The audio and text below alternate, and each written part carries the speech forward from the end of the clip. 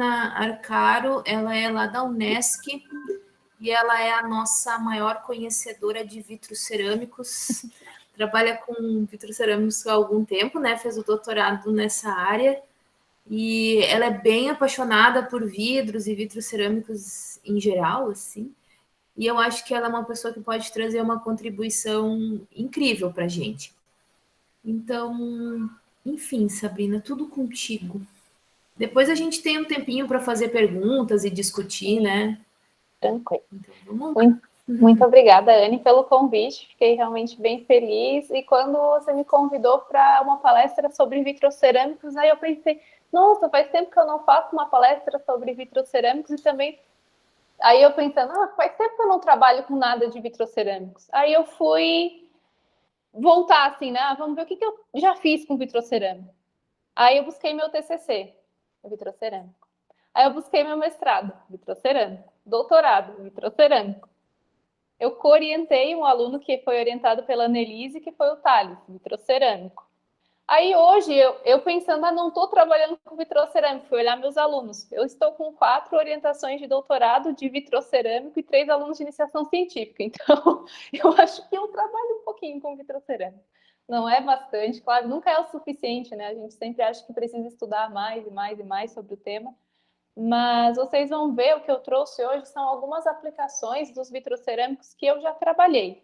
Então, eu trouxe uma pequena introdução do que é vitrocerâmico, a composição, como que a gente modifica ele para que ele fique com mais cristais, menos cristais, enfim.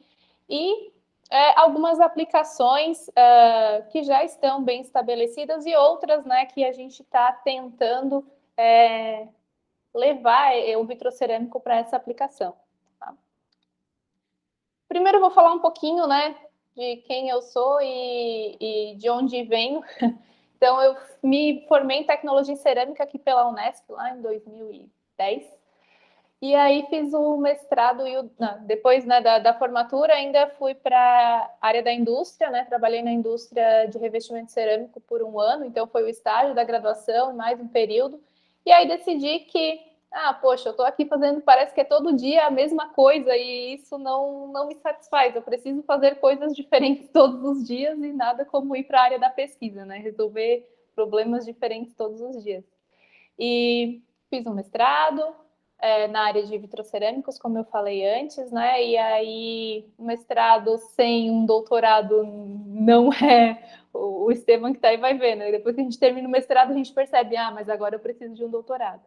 E aí fui para o doutorado, também foi na área de vitrocerâmicos, algo um pouquinho diferente, assim, mas bem na área de vitrocerâmicos. Fiz uma parte do doutorado em Madrid, que eu acho que foi o meu maior aprendizado, assim, de vida, sabe? De formação, mas também de vida. Morar no exterior, no país que for, é sempre um aprendizado que tu nunca vai esquecer, assim. Aquele período que você passou lá é um período que tu aprende, que todos os dias tu faz coisas diferentes e aquilo sempre vai ficando na tua memória. Então, foi um período muito legal.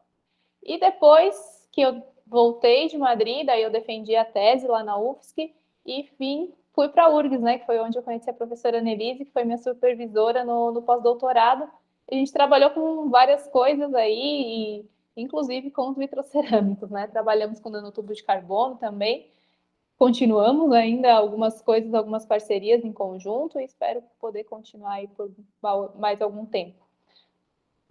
Fiquei no pós-doc durante 2 anos e depois eu passei num processo seletivo aqui na Unesc para professora do programa de pós-graduação em Ciência e Engenharia de Materiais. Então, aqui eu leciono no doutorado, né, mestrado e doutorado em Ciência e Engenharia de Materiais e também mestrado nessa área. Deixei aqui meu contato, quem quiser entrar em contato comigo depois para dúvidas, enfim, srcaro@unesc.net, também no Instagram, né, ultimamente a gente divulga bem as redes sociais. De vez em quando eu posto alguma coisa por lá, Sabrina Arcaro, com underline ali junto. Bom, a Unesc, onde fica, né?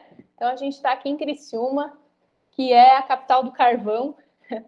A gente tem um trem que passa no meio da cidade carregando carvão 7 ou 9 vezes por dia.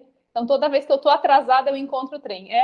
Sabe a lei de Murphy, né? Toda vez que você está atrasada, eu encontro o trem, você tem que esperar uns 10 minutos para ele passar. Então, a gente está aqui. Aqui também é a capital do revestimento cerâmico, então é um dos polos de revestimento cerâmico de Santa Catarina.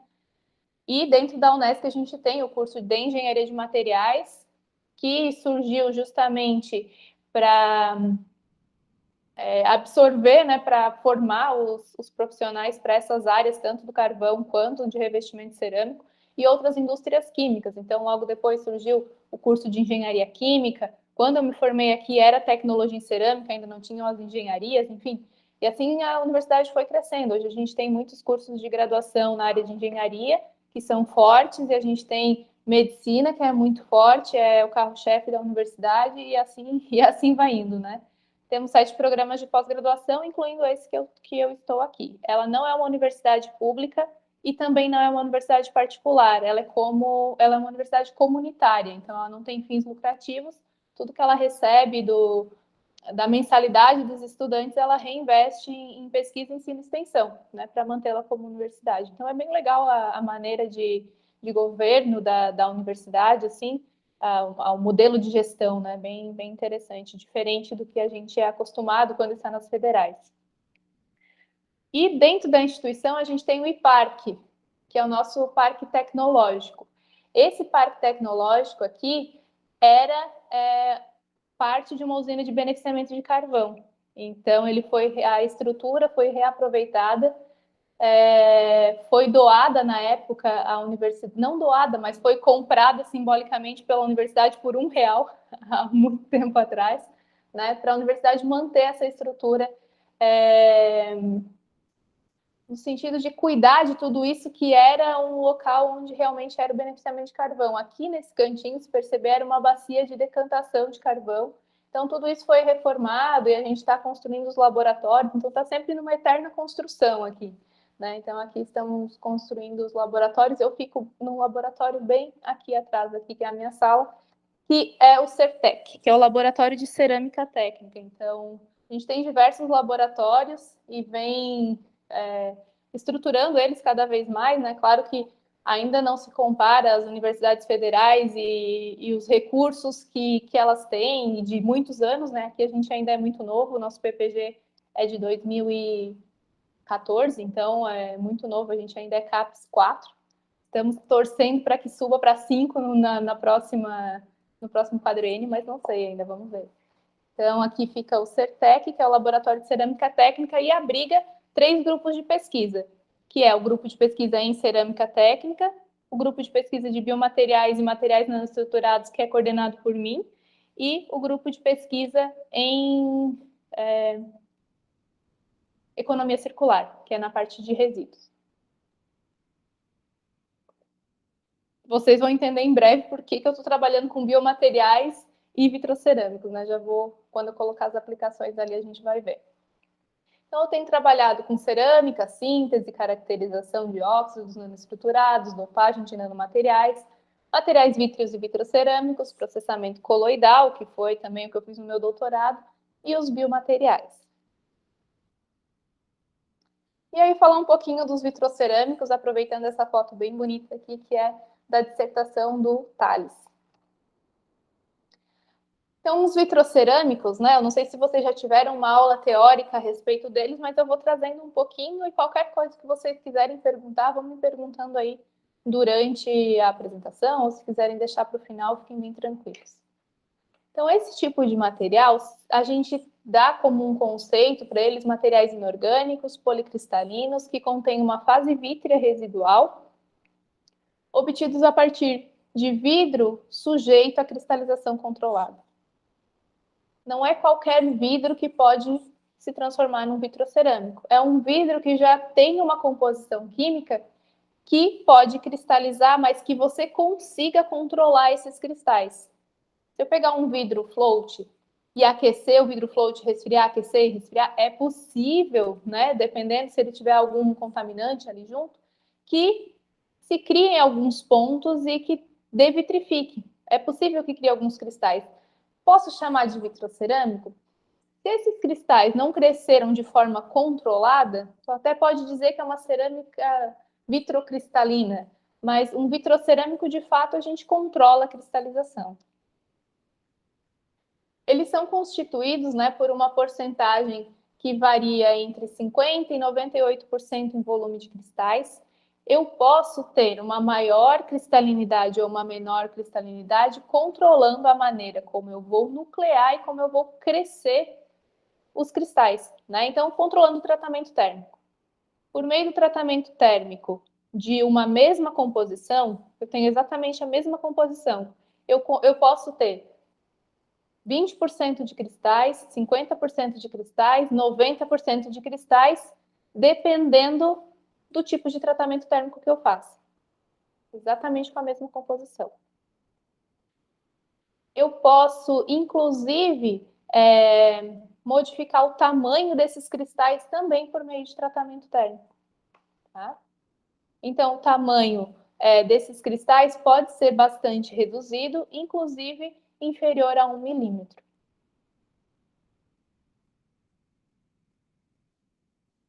As matérias-primas que a gente utiliza para a produção dos vitrocerâmicos, elas são, bom, muito importantes para a formulação deles, né? E elas são muito similares à formulação de vidros mesmo. A gente vai utilizar sempre um formador de rede, um modificador de rede e um estabilizante. Então, sempre vão ser, né, esses três aqui. E algumas vezes, ou melhor dizendo, boa parte das vezes, né, a gente precisa utilizar um agente nucleante para garantir essa cristalização controlada. Então, dentre os formadores de rede, a gente tem a sílica, o boro, o fósforo, tá? Que são os mais utilizados. Os modificadores são os fundentes, né? Porque se eu posso fazer um vidro apenas de sílica, porém a temperatura, né, de fusão e de trabalhabilidade acaba sendo muito alta. Então, utiliza-se um modificador de rede. Sublinhei o lítio aqui porque os vidros que eu tenho trabalhado normalmente são à base de sílica, lítio e zircônio. Dentre os intermediários, a gente tem alumina, óxido de zinco, óxido de magnésio, dióxido de titânio, óxido de chumbo, dióxido de zircônio, a zircônia, né? Nos modificadores, eu falei do lítio, mas a gente tem também óxido de cálcio, o óxido de chumbo pode atuar também como fundente, aqui depende da quantidade que ele for inserido. O potássio, o sódio podem ser inseridos como modificadores. As composições vitrocerâmicas normalmente têm 3, 4, 5 componentes, que variam aqui dentro desses três tópicos aqui, né? Entre os formadores, modificadores e intermediários. Os agentes nucleantes são utilizados em concentrações bem pequenas, em concentrações entre traços e concentrações menores, né? Sobre o peso desse vidro, justamente para que eles sejam a semente e a partir deles comecem, então, a crescerem os cristais, né? Eles que nucleiam para que esses cristais comecem a crescer e você consiga controlar. Como eu falei, eu tenho trabalhado normalmente com os vidros de silicato de lítio, então, às vezes a gente utiliza também a alumina para formar espudomênio beta, que tem um baixo coeficiente de expansão térmica. Vidro apenas com zircônia, né? Lítio, sílica e zircônia é bem importante porque ele fica com a dureza muito elevada, né? E essa dureza elevada também é importante para várias aplicações. A gente tem descoberto atualmente que o lítio ele tem uma característica de bioatividade e isso pode levar esse tipo de vitrocerâmico para ser aplicado na área de biomateriais, não só, né, o que já é uma cerâmica bem estabelecida, que são aplicação nos dentes, né, de dente de silicato de lítio, as lentes de contato, que podem ser à base de silicato de lítio, mas a gente tem descoberto que ele também pode ser usado em outras aplicações mais nobres, porque o lítio ele vai fazendo troca iônica com os fluidos corpóreos e isso faz com que ele tenha uma característica chamada bioatividade. Depois a gente vai ver um exemplo a respeito disso.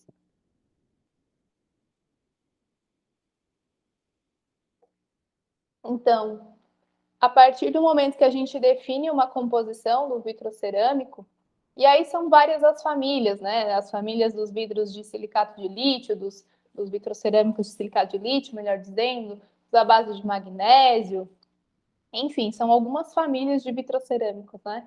E aí, as características que esse vitrocerâmico vai ter, ela depende de três principais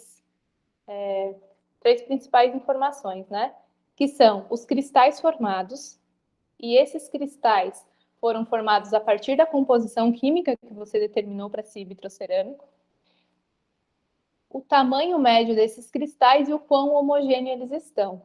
Essa homogeneidade pode ser devido ao tipo de nucleação, para que os cristais comecem a crescer, e essa nucleação pode ser homogênea ou heterogênea. Se eu tenho uma nucleação homogênea, todos os cristais estão crescendo ao mesmo tempo. Se eu tenho uma nucleação heterogênea, não vai crescer ao mesmo tempo e eu posso ter uma cristalização superficial. Ou seja, se eu tenho um monólito, um pedaço de vidro, a cristalização vai começar de fora para dentro. Ela não vai ser homogênea. Isso pode ser bom ou ruim, depende da aplicação, né? Pode ser bom quando eu quero fazer um reforço apenas na superfície do vidro, do vitrocerâmico, né? É um tipo não chega a ser um tipo de têmpera, mas poderia ser tipo de têmpera onde você consegue criar cristais com resistência mecânica maior na superfície do vidro, né? E vai ficar diferente do que tem no interior. Então, você consegue fazer uma homogeneidade diferente desses cristais, fazendo com que crie-se uma camada de um vidro mais resistente, de cristais mais resistentes na superfície desse vitrocerâmico. Bom, então a gente tem os cristais formados, né? Que dependendo do tipo de cristal formado, então, a gente vai ter uma característica diferente. A segunda coisa seria a fase vítrea residual. Depois a gente vai ver que existem dois processos principais para produzir vitrocerâmico e que um deles não tem nenhum tipo de poro, que é quando eu fundo, faço a fusão do vidro e eu vou depositar ele em algum tipo de molde, vou ter um monolito e vou tratá-lo termicamente. Esse não vai ter poros. Agora, quando eu faço a fusão do vidro e o resfriamento rápido em água, por exemplo, para formar uma frita, essa frita vai passar por um processo de moagem para depois eu conformar da maneira que eu quiser e sinterizar, assim como a gente faz com cerâmica. Nesse caso, a gente vai ter fase vítrea residual. Essa fase vítrea residual pode ser 1, 2, 10% de porosidade, mas pode ser 50, 60, 80% de porosidade. Tá? Eu falei porosidade residual antes da fase vítrea residual, tá? Deixa eu voltar. Porosidade, tá. Agora, voltando na fase vítrea residual, também é o tratamento térmico que determina se a fase vítrea, então, residual, vai ser menor ou maior, né? Então, eu posso querer um vidro que eu não preciso ter uma resistência tão alta, um vitrocerâmico que eu não preciso ter uma resistência tão alta, mas eu quero alguns cristais nesse vitrocerâmico para uma propriedade como uma propriedade térmica para um vitrocerâmico transparente. Eu quero um vitrocerâmico transparente. O que eu preciso? Cristais menores que o comprimento de onda da luz visível, pelo menos a metade, e bastante vidro. Tá? Então, eu preciso que tenha uma fase vítrea residual bem grande, poucos cristais de tamanho pequeno. Eu vou ter um vitrocerâmico transparente. Se eu não preciso de transparência, eu posso ter bastante cristais, né? Então, o vitrocerâmico passa um tratamento térmico diferente, ele vai ficar opaco, né? Porque os cristais são tão grandes que impedem que a luz passe por ele, né? E nesse caso eu teria então um vitrocerâmico com maior fase vítrea residual, com menor fase vítrea residual, melhor dizendo. Então é só a gente vai modificando o tipo de tratamento térmico e a gente obtém maior ou menor fase vítrea residual, certo? Então, cristais, fase vítrea e porosidade. E as propriedades, né? Elas podem ser controladas, então, a partir da composição e a partir do tratamento térmico. É o que vai controlar esses três pontos principais aqui. Os tratamentos térmicos, então, eles iniciam com a fusão das matérias-primas. Essa fusão vai servir para que elas estejam homogêneas, né? Então, elas vão ficar um período de tempo fundindo. Um resfriamento rápido, né? Esse resfriamento rápido pode ser em óleo, em um molde metálico, em água. Após, preciso aquecer novamente para que tenha uma temperatura onde os cristais sejam nucleados e uma temperatura que eu chamo de temperatura de cristalização. É no resfriamento onde os cristais, de fato, vão ser consolidados. Tá?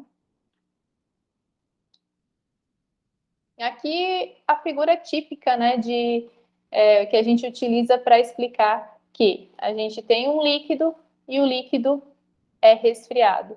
Se eu resfrio esse líquido rapidamente, eu tenho um vidro.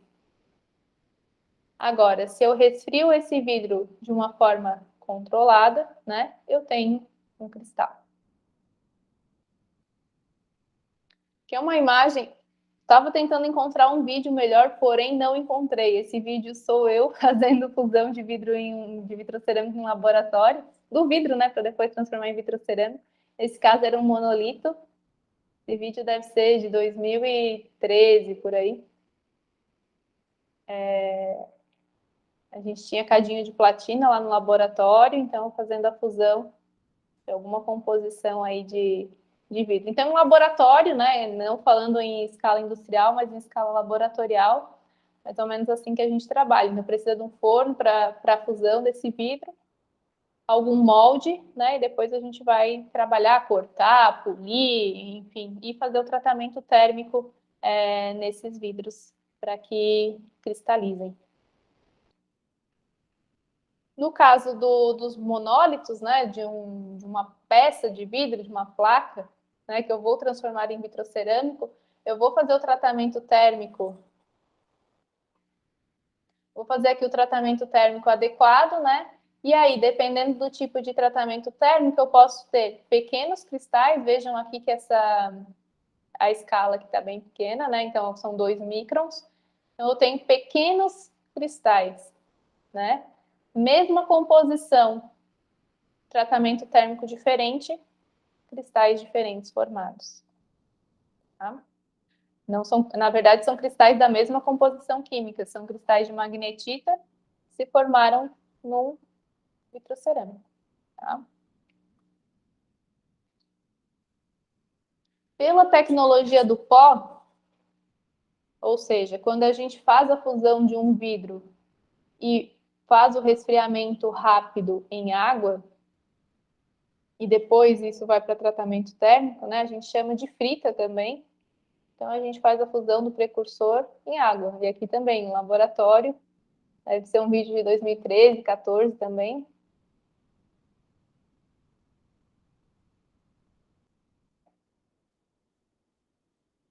Fiz tanta fusão de vidros que, na época, para o doutorado, o meu orientador, que ficou na Espanha, pediu para eu levar 7 quilos de vidro para fazer o trabalho lá.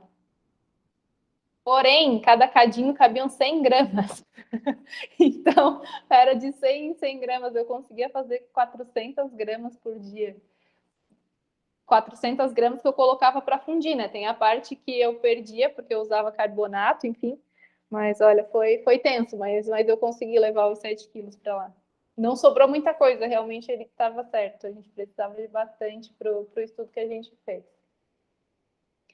Nesse caso ali, então, essa frita que a gente obtém, a gente pode passar por processo de moagem, né? Obtém o tamanho de pó que for necessário para o processo de conformação. E o interessante da utilização desse processo, que a gente chama de tecnologia do pó, é que a etapa de conformação pode ser feita de várias formas. Né? Então, eu posso conformar o pó por prensagem, por colagem de barbotina, utilizando um molde de gesso. A letra C, deixa eu só... por extrusão, melhor, né? Adicionando os ligantes adequados, eu posso extrudar esse material.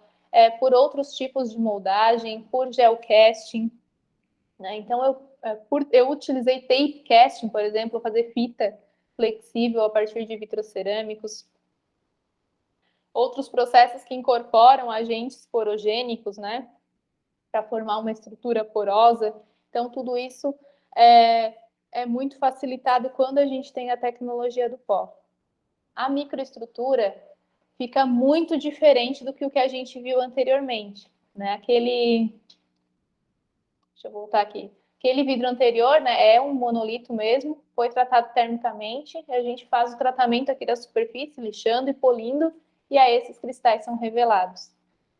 Nesse caso aqui, claro que essa é uma superfície de fratura, mas mesmo que fosse uma superfície lixada e polida, a gente só veria a porosidade residual. Dificilmente a gente consegue ver os cristais, a não ser que façam tratamento com ácido, enfim. Mas essa aqui é a microestrutura que a gente tem, um pouco diferente. Mas que também é bem interessante, porque a maneira como os cristais acabam crescendo favorece a resistência mecânica desse material. Aqui um exemplo do vitrocerâmico sinterizado, lixado e polido, né, a superfície tratada, e aqui um monolito também com a superfície tratada. Vocês podem ver a quantidade de poros, né, formados aqui no caso do sinterizado, e no caso do monolito, só os cristalzinhos.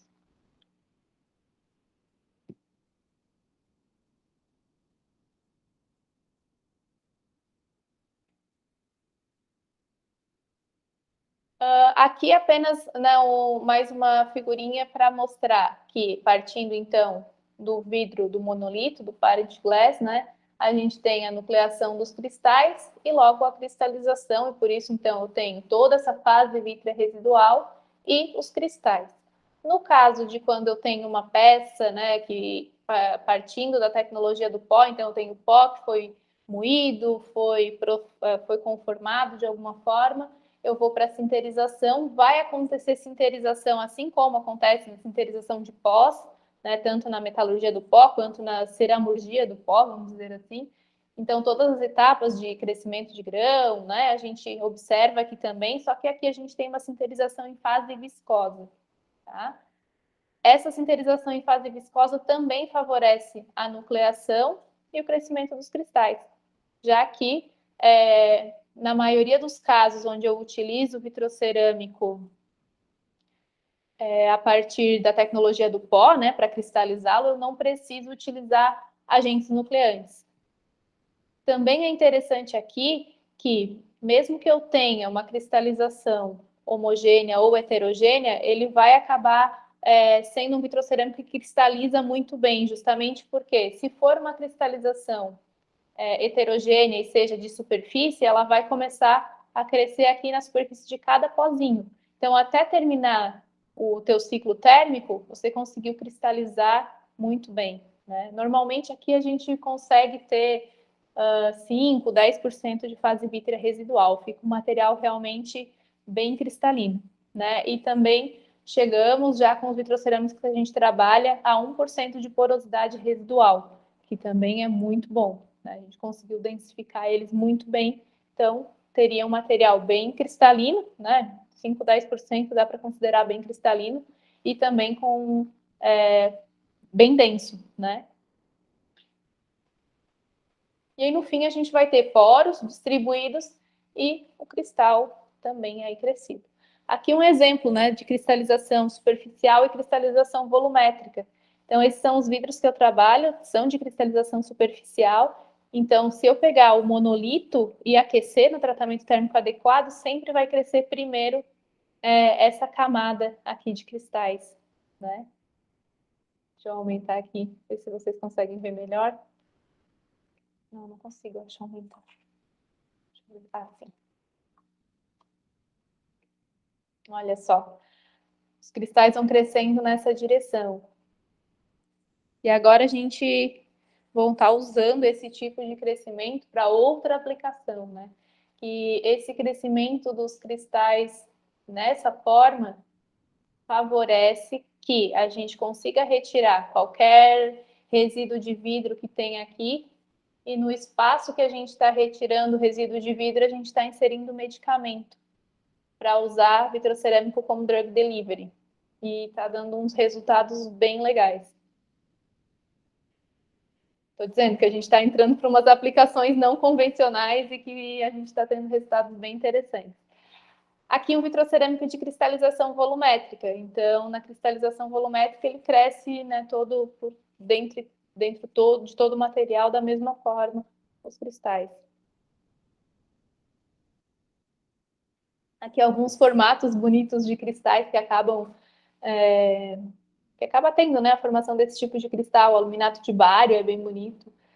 É outro tipo de aluminato de bário aqui também. Aqui um metasilicato de lítio, ele cresce essas florzinhas aqui. O LZS, que é basicamente de silicato de lítio, silicato de zircônio. E o LZSA, essas florzinhas, esses ramos aqui, é o espodumeno beta.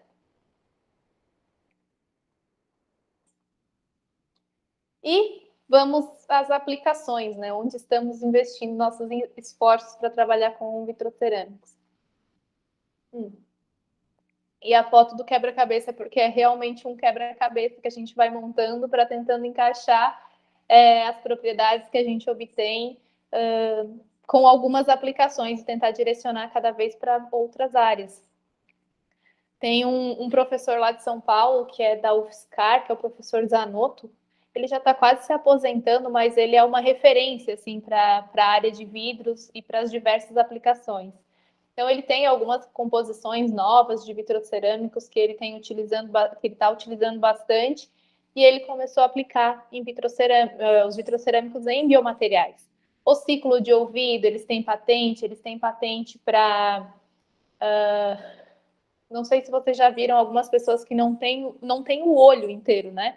Então, eles fazem o transplante de um olho artificial, só que antigamente era muito artificial. Você olhava para a pessoa e você tinha certeza, meu Deus, ela tem um olho de vidro, era assim que a gente falava. Então, eles já conseguiram, devido à bioatividade desses vidros, fazer com que ele se ligue muito bem, inclusive com as terminações nervosas. E a pessoa vira o olho para um lado, esse aqui também vai virar. O artificial vira para o outro, o artificial vira também. Então, eles estão dando uma realidade muito maior assim, para esse tipo de aplicação, justamente porque o vitrocerâmico tem esse tipo de ligação com o tecido. Normalmente são os vitrocerâmicos de cálcio e fósforo, né, por ter a composição similar aos fluidos corporais, ao nosso osso, enfim, que tem as melhores propriedades. Mas já está se encontrando aplicações para vitrocerâmico à base de outros elementos, né, como o lítio. Então, as aplicações que já estão bem estabelecidas, vitrocerâmico de fogão, né, os cooktops, lente de contato de dente, alguns tipos de dentes artificiais, né, já são de vitrocerâmicas, então depende da localização do dente, depende da dureza ou do tipo do dente superior, é possível usar os dentes de silicato de lítio. Essas panelas de vitrocerâmico também são panelas transparentes, também já tem a sua aplicação bem estabelecida.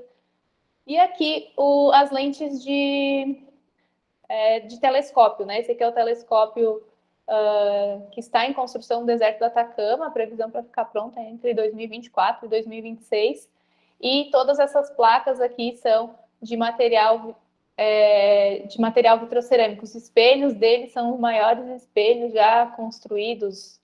Eu não me engano, eu não lembro agora o tamanho, mas eu sei que eles são os maiores que já foram construídos, né? E são do vitrocerâmico, que tem uma patente que é chamado Zerodur, né? Então é esse vitrocerâmico que é utilizado aqui nos espelhos do telescópio. Por que precisa ser vitrocerâmico, né? A resistência, mas além da resistência, a condutividade térmica desse material e o baixo coeficiente de expansão térmica, né? São os requisitos aqui para colocar ele na lente do telescópio. Então, se ele tem um baixo coeficiente de expansão térmica, ele não vai ter variação, né, com as variações de temperatura que tem no deserto, de calor para frio.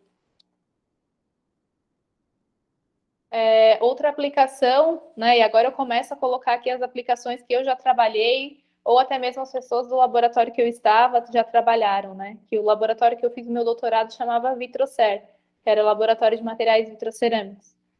A aplicação que eu produzi os materiais, tanto para o mestrado quanto para o doutorado, foi para microeletrônica, que chama Low Temperature Cold-Fired Ceramic. Essas plaquinhas, né, de microeletrônica são várias camadas, e dentro dessas camadas a gente utilizava antigamente, era utilizada a alumina. Só que a alumina, o tratamento térmico da alumina para fazer a junção dessas camadas é muito alto. Era em torno de 1.600 graus. Então se chamava High Temperature Cold-Fired Ceramic. Ela era muito bem aplicada e fazia muito bem a sua função. Só que esses tratamentos térmicos tão elevados acabavam prejudicando os demais componentes que precisam ser co-sinterizados, né? Então, é feito as placas e os componentes como cobre, dentre outros, eram afixados aqui juntamente com os componentes, e no momento da co-sinterização, com alta temperatura, acabava tendo volatilização de cobre, era bem complexo, né? Então, utilizando o vitrocerâmico, a possibilidade de sinterização baixa para 900 graus, que é a temperatura onde o cobre consegue ser também aquecido sem ter grandes problemas. Então, por isso se passou a utilizar vitrocerâmico. E ele pode ser usado tanto para substituir a alumina, quanto para selar toda essa plaquinha, porque o vitrocerâmico tem uma temperatura de amolecimento, e aí ele consegue selar essa placa contra a umidade e afins, né? Então também é bem legal. Esse foi um trabalho que foi desenvolvido por uma colega minha de laboratório, e eram suportes catalíticos para a produção de hidrogênio a partir do etanol. Então, ela depositou nesse suporte níquel, né, para fazer reforma de etanol. E aqui seria a amostra no início e depois no fim. Então, ela fez todo o estudo para ter a porosidade adequada, porque precisa ter 98%, se eu não me engano, de porosidade. Então, elas obtiveram esse material super poroso, com a porosidade controlada, para fazer a reforma de etanol aqui, né? Ele era o suporte catalítico do níquel. O LZS, né, que é esse vitrocerâmico, então, os primeiros casos aqui que eu mostrei, né? Então, nesse Low Temperature Cold-Fired Ceramic, a gente usou LZS, que era o vidro de lítio, sílica e zircônia, e foi adicionando pequenas quantidades de alumina nanométrica para reagir com ele, até que a gente obtivesse o coeficiente de expansão térmica adequado para com os outros componentes do chip que precisavam ser sinterizados. Então, a gente chegou nesse coeficiente, inclusive fez gradiente de coeficiente de expansão térmica para alcançar sem ter outro tipo de defeitos de tensão. Nesse caso aqui, foi utilizado o LZSA, que é um vitrocerâmico também de lítio, mas adicionando, já com uma quantidade adicionada na fusão de alumina, ele tinha uma resistência mecânica menor, mas em compensação um coeficiente de expansão térmica mais baixo. Não era sintonizável como o anterior, mas um coeficiente de expansão térmica mais baixo, que quando era aquecido lá no reator, não tinha nenhum outro tipo de problema e serviu muito bem para a função de suporte. Nesse outro caso aqui, foi utilizado o LZS, também em temperaturas de sinterização, então de tamanho de cristal e de quantidade de cristal e porosidade também bem adequada. Nesse caso aqui, que foi atingido 1% de porosidade apenas, foi utilizado o LZS como ferramenta de corte.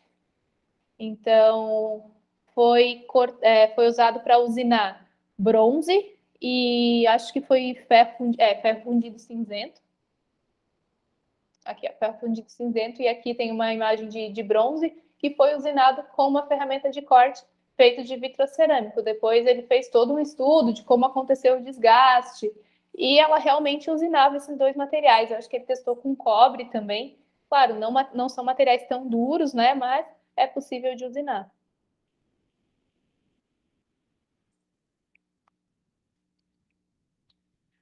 Agora, alguns trabalhos que a gente está executando nesse momento.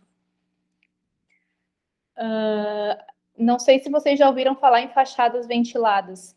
As fachadas ventiladas são não sei se eu posso dizer uma inovação, mas pode ser uma inovação na área da construção, onde se faz realmente uma fachada,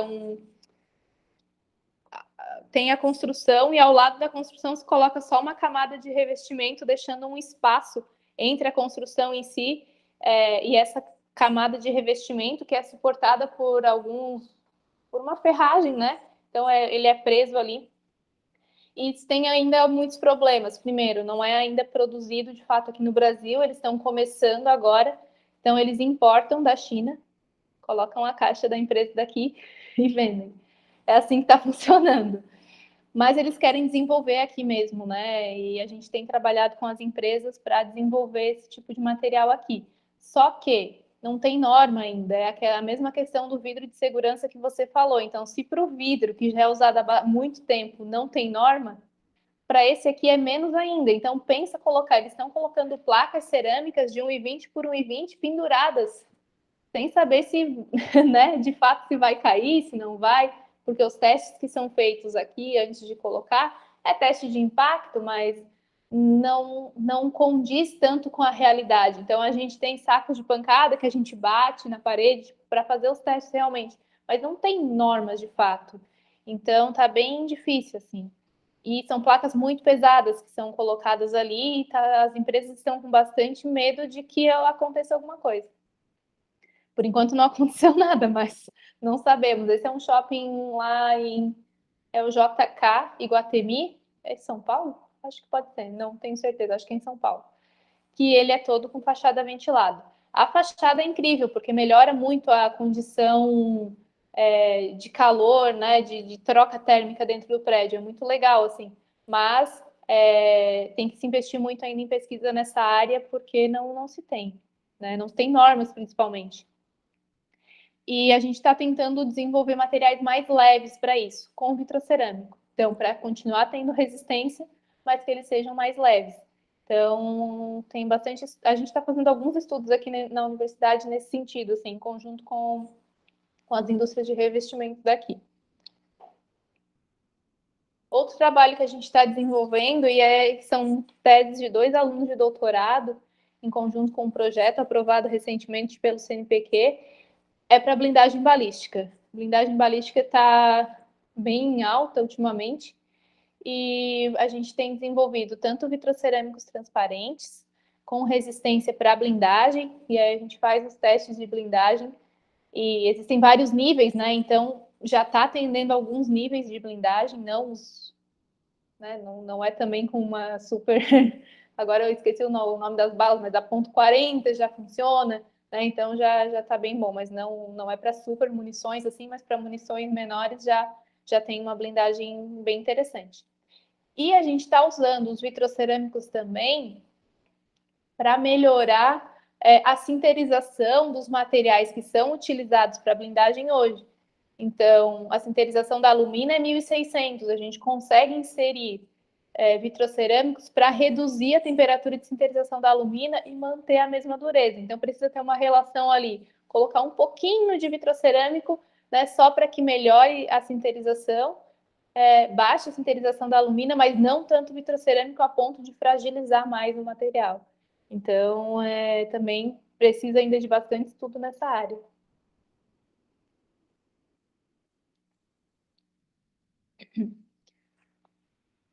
E aqui o trabalho do Thales, né, que a gente fez junto com a Anne em acho que foi 2019 que ele terminou, e foi um vitrocerâmico magnético. Daí já surgiram várias ideias, assim. Nesse caso, ele pegou resíduos de vidro, era vidro de borosilicato, e carepa resíduos de metais, né? Então, carepa metalúrgica. E a gente fez a fusão em conjunto e controlou tanto a composição, ou seja, mais ou menos carepa, quanto o tratamento térmico. E isso fez com que a gente conseguisse controlar o tamanho dos cristais, né, bem como a quantidade desses cristais. Quando a gente fez as análises, a gente percebeu que os cristais eram inclusive nanométricos, então cristais de 50 nanômetros. E as propriedades ficaram bem interessantes, né? Não sei se o Thales continua com essa linha, já faz muito tempo que eu não tenho conversado com ele, mas a partir daí, eu mesma comecei a perceber que, opa, beleza, ali foi feito o trabalho foi feito com resíduo, mas existe uma linha de trabalho dentro de biomateriais, que eu também tenho trabalhado, que é a hipertermia magnética.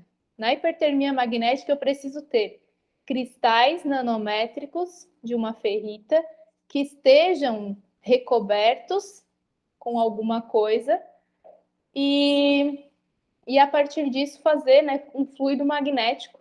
E esse fluido magnético pode ser inserido dentro de um tumor e depois, com uma corrente alternada de um campo magnético, eu utilizo a rotação desses momentos magnéticos, esses pequenos ímãs, né?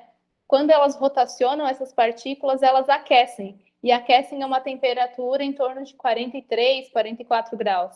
Essa temperatura é suficiente para matar célula de câncer. Mas não atinge, não faz mal às células saudáveis. A gente aguenta 40 graus, né? As células saudáveis não tem problema nenhum. Mas a célula de câncer é como se fosse o contorno de grão, né? Uma região muito instável. Então, ela realmente sofre com o aumento da temperatura e ela morre. E a gente está fazendo alguns estudos, não com vitrocerâmico, mas fazendo alguns estudos nessa área que são bem interessantes e que está dando resultado bem legal. No caso, a gente poderia, né, utilizar um vitrocerâmico como o recobrimento dessas nanopartículas, né, dessas partículas de ferro. Controlar aqui, né, as taxas de aquecimento e resfriamento, obter nanocristais e a partir deles fazer hipertermia depois, porque já estariam recobertos, porque só a partícula de ferro pura em contato com o corpo, né, ela pode prejudicar se eu tiver excesso de ferro. Também os vitrocerâmicos magnéticos poderiam ser utilizados para espintrônica, né? Na parte de memórias, discos rígidos, enfim. Que eu só achei uma figurinha bonitinha, mas nessa parte de espintrônica também poderia ser utilizados os vitrocerâmicos magnéticos, porque eles têm as propriedades adequadas. Inclusive, o Thales fez a medida de Mosbauer, de VSM, né, das propriedades magnéticas, e foram muito, muito interessantes. E aí, o que eu tenho trabalhado atualmente com os vitrocerâmicos, ainda os mesmos do doutorado lá do sistema LZS, é que descobrimos que ele é muito bioativo, ou seja, ele tem a capacidade de regenerar osso. O que a gente percebeu? Aqui é uma imagem de, vamos dizer que uma pessoa precisa fazer um implante de dente e ela já está muito tempo sem o seu dente e aí ela vai tendo perda óssea. Quando tem perda óssea, precisa repor osso. Normalmente se repõe utilizando osso de vaca mesmo, né? Então é feito um tratamento nesse osso e se coloca ali. É caro, né?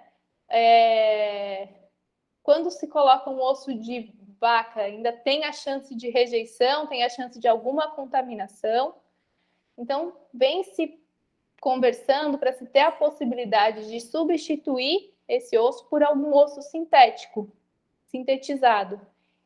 E aí pode ser tanto síntese de hidroxiapatita, que é um material que tem a mesma composição mesmo do osso, quanto de biovidros, porque os biovidros vão sendo liberados lentamente. E você consegue controlar a taxa de liberação, né, a taxa da troca iônica, de acordo com a quantidade de cristais que você formar. Então, você pode ter mais ou menos cristais, mais ou menos liberação.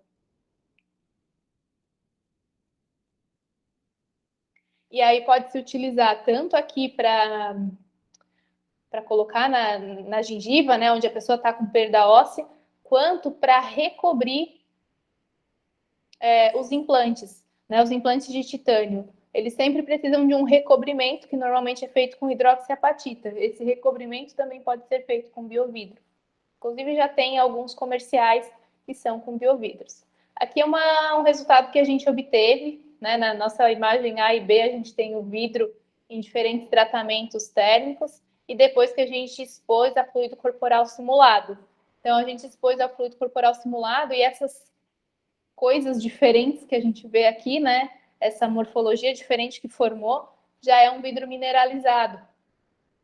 Já é hidroxiapatita formada aqui no material. Então, aqui a gente vê o vidro que se dissolveu, né, para ocorrer a troca iônica, e essa camada aqui é de fosfato de cálcio, né? Esse é um osso novo, né, que se formou, e eu não tinha nem osteoblasto nem nada, era só um fluido corporal simulado e ele já mostrou esse potencial, foi bem legal. Tem outras imagens que a gente tem que mostra assim, um defeito no próprio vitrocerâmico, uma rachadura, e a gente foi acompanhando essa rachadura no MEV. E aí, com o tempo, foi formando um novo osso, até o momento que o novo osso mineralizado, assim, né? Até um tempo que ele fez, inclusive, uma pontezinha. Então, a gente tem as imagens no MEV. Em breve, a gente vai tentar a publicação dessa parte, mas ficou muito legal. Ele foi realmente fechando todos os defeitos que o vitrocerâmico mesmo tinha.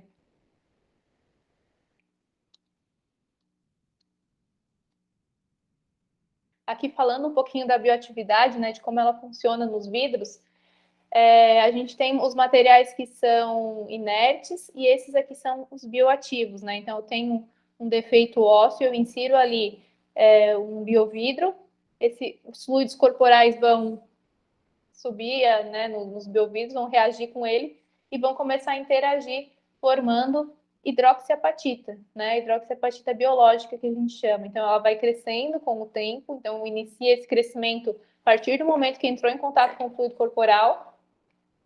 E aí ela vai crescendo, crescendo, crescendo, formando um novo osso, tá? Depois de um tempo, chegam os osteoblastos, né? E aí vão formar realmente, de fato, um osso, fazer a mineralização óssea mesmo, né? Porque primeiro a gente tem só uma artificial. Aqui são os osteoclastos, que remodulam o osso para que ele fique, de fato, no formato final. E pronto, temos aí o osso remodulado, reconstruído, utilizando o vitrocerâmico. Então, os bioativos têm essa capacidade, né, de provocar uma reação biológica específica na interface do biovidro com o tecido hospedeiro, tá? E a gente fez estudos, está fazendo estudos com essa parte óssea, mas a gente está fazendo também, que está um pouco menos avançado na parte de pele e cartilagem, né, para verificar se tem também interação, assim como tem no osso. A ideia, né, a nossa ideia inicial foi testar o material, a gente já percebeu o potencial e agora a gente está produzindo ossinhos, né? Então, chama scaffolds. Vamos supor que a pessoa tenha um grande defeito ósseo. Quando se tem um grande defeito ósseo, precisa colocar ali um implante, né? Esse implante precisa ser poroso para que vascularize. Eu preciso que os vasos sanguíneos passem de um lado para o outro. Então, ele precisa ser poroso, essa porosidade precisa ser aberta, interconectada, né? Então, a gente está usando alguns tipos de processamento para tentar chegar nessa porosidade interconectada. E, por fim, né, uma última aplicação, também são 2 teses de doutorados que estão agora em andamento, é para carreador de fármaco.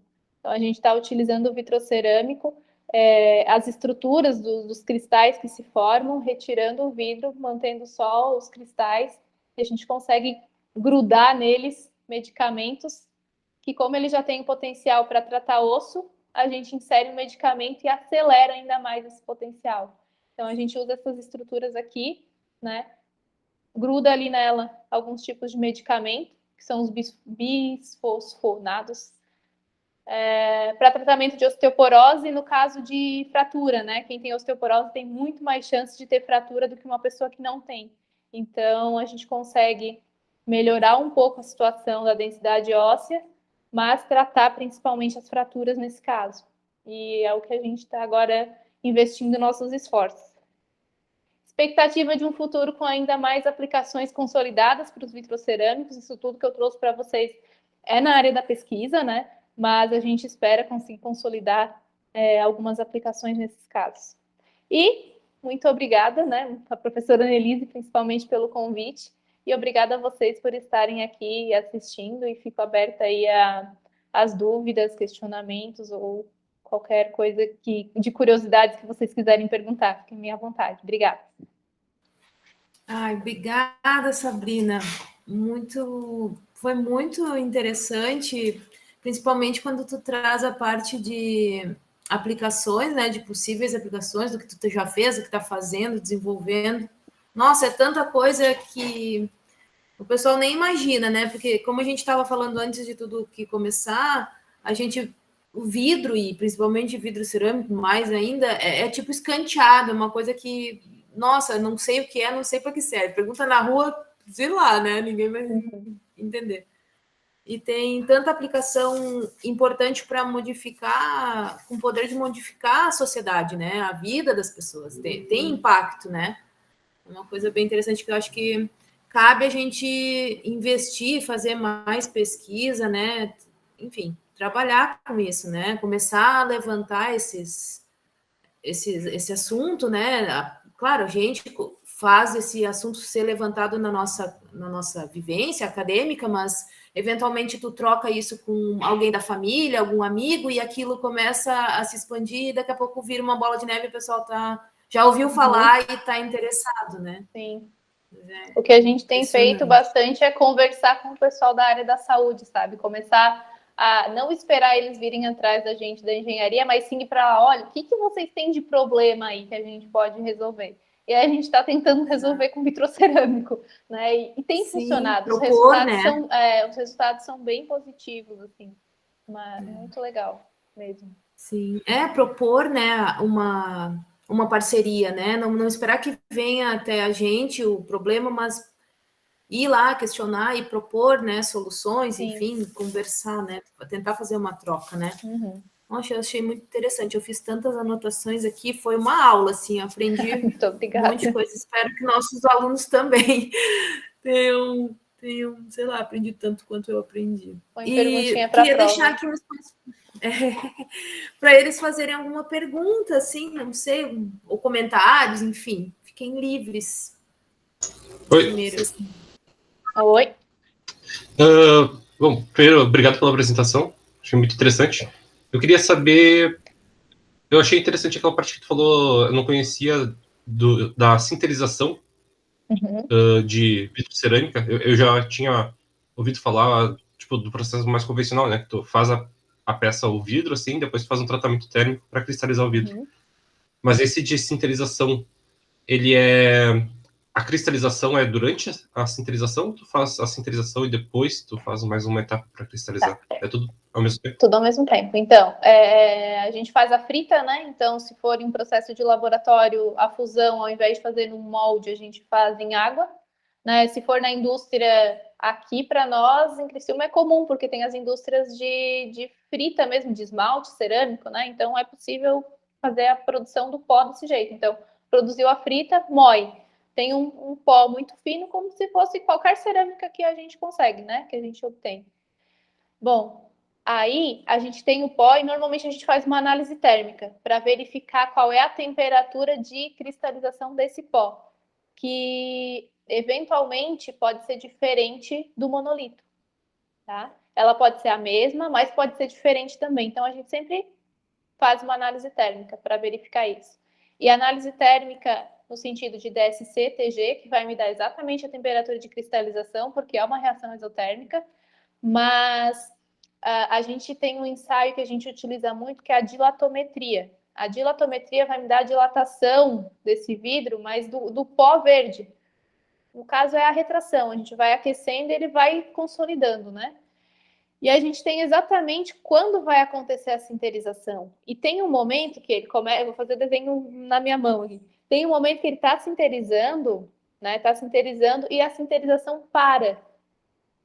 A sinterização não sinteriza, não retrai mais o material, não muda mais o tamanho dele. Nesse momento, se a gente colocar o gráfico do DSC, é exatamente onde está acontecendo a cristalização. Então, como que a gente atua normalmente? Para a maioria dos casos, a gente tem uma taxa de aquecimento, vai com essa taxa de aquecimento até a temperatura de sinterização, o máximo de sinterização, e permanece por um tempo. esse tempo é o tempo que vai ser suficiente para que ocorra a cristalização. E aí é que você consegue controlar mais tempo de permanência, você vai ter mais cristais, mas podem ficar maiores, né? Ou então você pode fazer uma temperatura antes para nuclear esses cristais, né? Cristais pequenininhos, que aí chega lá naquela temperatura de sinterização e a gente mantém por menos tempo, sinterizando e cristalizando por menos tempo para ter menores cristais. Então a gente faz esse jogo, assim, né? Dependendo da aplicação que quiser, você pode ter mais cristais maiores, mais cristais menores, menos cristais, enfim, tudo na sinterização. Acho que, não sei se eu respondi, mas é mais ou menos isso. A gente trabalha com as análises térmicas e consegue ter um resultado bem legal. Legal. Obrigado. Nada. Oi, prof. Oi. Eu tenho uma dúvida. Sim. Eu sou engenheiro civil, mas eu estou aqui na área de materiais, de vidros. Eu gosto de navegar um pouco pelas áreas. E aí, eu estava assistindo um webinar do professor Edgar Zanotto, né? Acho que deve ser conhecidíssimo de vocês. É o nosso pai dos vidros no Brasil.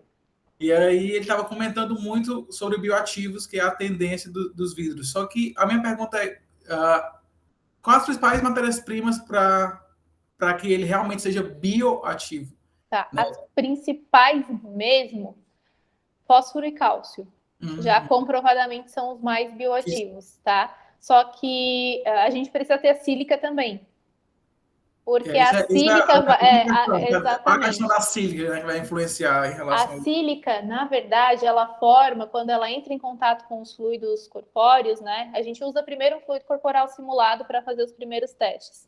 Então, quando ela entra em contato com os primeiros fluidos corpóreos, a troca iônica que acontece forma primeiramente uma camada de sílica gel. Essa sílica gel ajuda a depositar a nova hidroxiapatita que vai se formando. Então, ela é muito interessante. Né? Então, os vidros mais bioativos mesmo, que já são comprovados, já tem patentes e já se utiliza, são a base de fósforo e cálcio. O que está no campo das pesquisas ainda, que são os outros, a base de magnésio, de lítio, né? Que é o que a gente precisa ainda encontrar a composição ideal. A gente já encontrou composições que dão certo, mas a ideal mesmo está todo mundo que trabalha com isso buscando. Tá, obrigado, prof. Nada. E parabéns pela apresentação, foi excelente. Muchas gracias. Eu hablo um pouquinho de espanhol. De onde tu és? Eu sou cearense e vim passar um friozinho aqui no sul. Já estou há 2 anos e meio.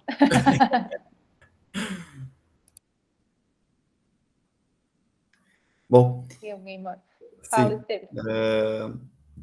muito interessante a apresentação, parabéns. Em relação aos agentes nucleantes, esse vidro ele tem que ter o agente nucleante sempre? Não, nem sempre. Algumas vezes ele é capaz de cristalizar e você consegue controlar sem a necessidade de agente nucleante. Os vidros que eu trabalho não precisam. Lítio, zircônio e sílica. Agora, alguns, como o LAS, que é lítio, alumina e sílica, precisa de magnésio ou... Eu não lembro qual é o outro agente nucleante. Pode usar prata. Já tem trabalhos que usam nióbio como agente nucleante. Então, sempre precisa de alguma coisa para ser a sementinha. Mas nem toda a composição precisa. Principalmente se for feita a sinterização pela tecnologia do pó. Porque daí o próprio pó se comporta como um defeito e começa a cristalizar. Porque, querendo ou não, a gente precisa de um defeito ali no meio, né? Para começar a cristalizar. E aí, o vitrocerâmico que eu trabalho, a cristalização é de superfície. Então, não é uma cristalização homogênea. Se eu quisesse que ele cristalizasse de forma homogênea, eu teria que ter um agente nucleante. E aí ele faz os pontinhos de forma homogênea e começa a cristalizar. Em relação à aplicação, né, ao processamento do vitrocerâmico mais comum, né, que é para cooktop, ali como a gente viu, aquela panela de vidro, né? Isso tem usinabilidade? É possível mexer na estrutura macro dele depois, de pronto, ou não? Ou ele tem que ser feito e depois ele é cristalizado? Ele é feito e depois ele é... Ele é feito e depois ele é cristalizado normalmente, para ser mais fácil, porque senão você começa a induzir tensões também na parte externa do vidro, que acaba ficando mais difícil. A gente fez, só para tu ter uma noção, aquele vidro que eu mostrei a foto, que eu falei que era o vidro do Thales, a gente precisou lixar e polir realmente para revelar aqueles cristais. E foi bem difícil, porque ou trincava ou começava a ter um defeito. A gente foi num joalheiro mesmo que auxiliou essa etapa, porque daí são acostumados a lixar e polir vidro mesmo, né? A polir o vidro. Então ele conseguiu fazer esse trabalho para nós. Mas realmente é ideal que seja feito antes da própria cristalização. Ainda, né? Pode ser feito assim, né? Faz o vidro, o monólito, né? Faz um tratamento de alívio de tensões para depois um tratamento de cristalização mesmo. Então, podem ser feitos até 2 tratamentos, dependendo da composição do vidro. Na prática, seria como se fosse um vidro temperado. Ele depois de temperado, não pode mais ser mexido na estrutura dele. Isso mesmo.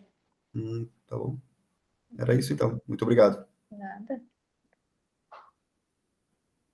Alguém mais? Oi.